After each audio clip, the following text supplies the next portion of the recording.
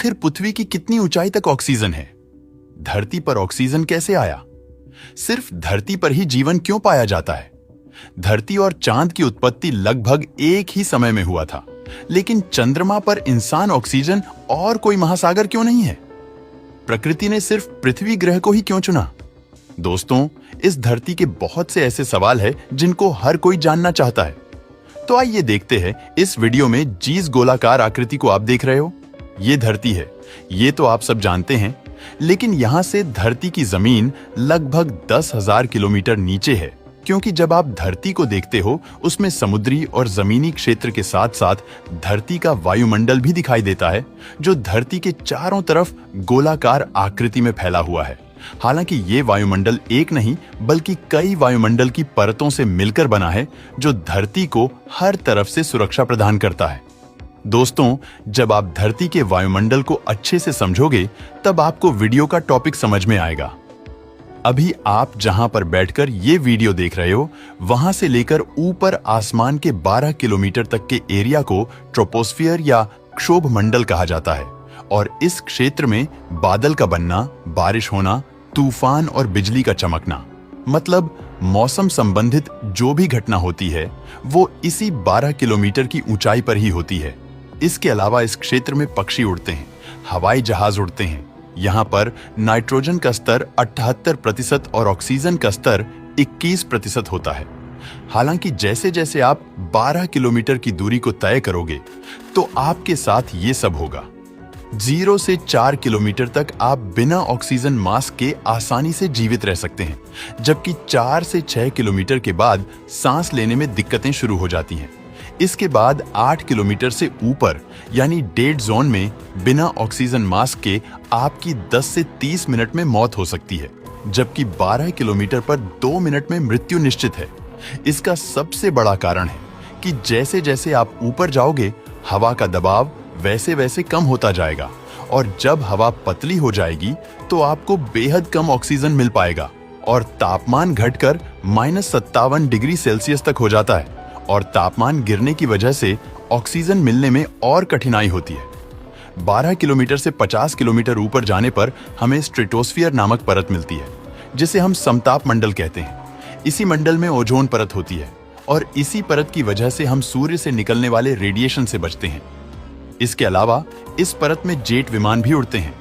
जहां क्षोभ मंडल की परत में नीचे से ऊपर आने पर तापमान में गिरावट देखने को मिलती है, तो वहीं इस परत में उल्टा होता है, क्योंकि जब आप 12 से 50 किलोमीटर की दूरी को जैसे जैसे तय करोगे, वैसे वैसे तापमान बढ़ता जाएगा, और 50 किलोमीटर पर यह तापमान -15 डिग्री सेल्सियस हो जाता है।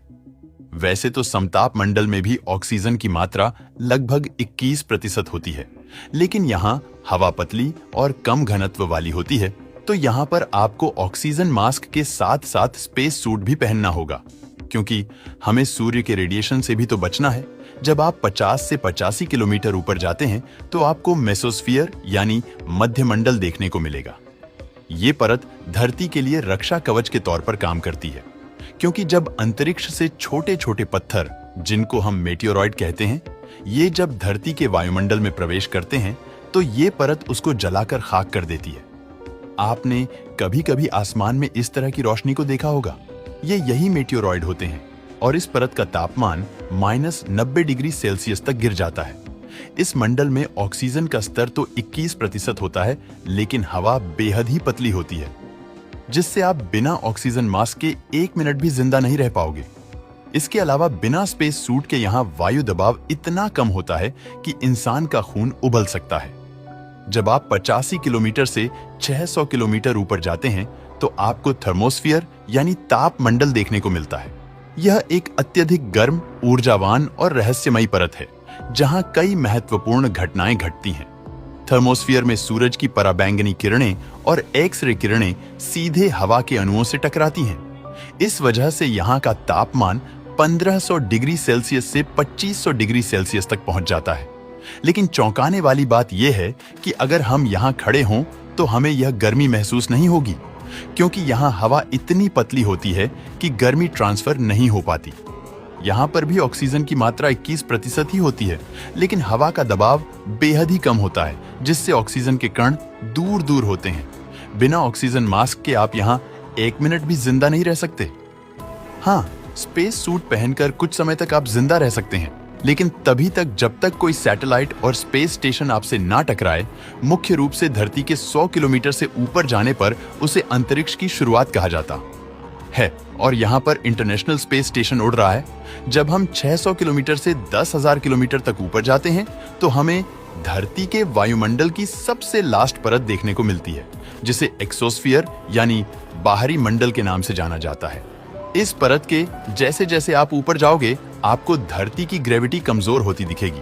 मतलब अंतरिक्ष और धरती के बीच की ये अकेली परत है जो बेहद पतली है। यहाँ पर ऑक्सीजन नाम मात्र का होता है और तापमान बेहद ज्यादा है। इस परत में इंसानों द्वारा छोड़ी गई बहुत सी सैटेलाइट देखने को मिलेंगे, जिसमें जीपीएस सैटेलाइट, संचार सैटेलाइट, मौसम सैटेलाइट आदि शामिल होते हैं। यानी 10,000 किलोमीटर से जब आप ऊपर जाओगे तो धरती की कोई भी परत आपको दिखाई नहीं देगी, लेकिन धरती का गुरुत्वाकर्षण बल कई लाख किलोमीटर दूर तक फैला हुआ है। हालांकि दूरी के हिसाब से इसके गुरुत्वाकर्षण बल में कमी आती रहती है, लेकिन एक पॉइंट ऐसा भी आता है जहां पृथ्वी का गुरुत्वाकर्षण बल 0 हो जाता है, जिसे हिल स्फीयर कहते हैं, जो धरती से 15 लाख किलोमीटर दूर है, क्योंकि यहां से सूर्य की ग्रेविटी काम करने लगती है। अब जानते हैं पृथ्वी पर ऑक्सीजन कैसे आया। पृथ्वी पर ऑक्सीजन मुख्य रूप से साइनोबैक्टीरिया द्वारा लगभग 3 अरब साल पहले किए गए प्रकाश संश्लेषण से आया। चांद और धरती लगभग एक ही समय में बने, तो फिर चांद पर जीवन क्यों नहीं है दोस्तों? इसके लिए आपको यह समझना होगा कि हमारे सोलर सिस्टम का कौन सा ग्रह है जो हैबिटेबल जोन में आता है। हैबिटेबल जोन उसे कहते हैं जो अपने सूर्य से ना बहुत कम दूरी पर हो और ना बहुत ज्यादा दूरी पर, और सारे ग्रहों में धरती ही ऐसा ग्रह है जो हैबिटेबल जोन में मौजूद है। अनुमानों के अनुसार हो सकता हो कि धरती की ही तरह बुध, शुक्र और मंगल के साथ साथ चांद पर भी मिनरल्स और पानी के कणों की बारिश हुई हो, लेकिन बुध ग्रह का सूर्य के बेहद पास होने के कारण इसके मिनरल्स सूख गए हो, और यही शुक्र ग्रह के भी साथ हुआ हो, क्योंकि ये भी सूर्य के बेहद नजदीक है। इसके बाद आता है मंगल ग्रह, जो धरती के मुकाबले सूर्य से बेहद ज्यादा दूरी पर मौजूद है और यहाँ का मिनरल्स अत्यधिक ठंड के कारण जम गया हो। उसके बाद तो बाकी गैसीय प्लेनेट है। अब बचता है हमारा चांद, जिस पर मिनरल्स की बारिश हुई हो, लेकिन बेहद कम ग्रेविटी होने के कारण सारे मिनरल्स धीरे धीरे अंतरिक्ष में चले गए हो। हालांकि प्रकृति के रहस्य को पूर्ण रूप से जानना हम इंसानों के लिए अभी संभव नहीं है। दोस्तों, वीडियो पसंद आया हो तो लाइक और शेयर करें।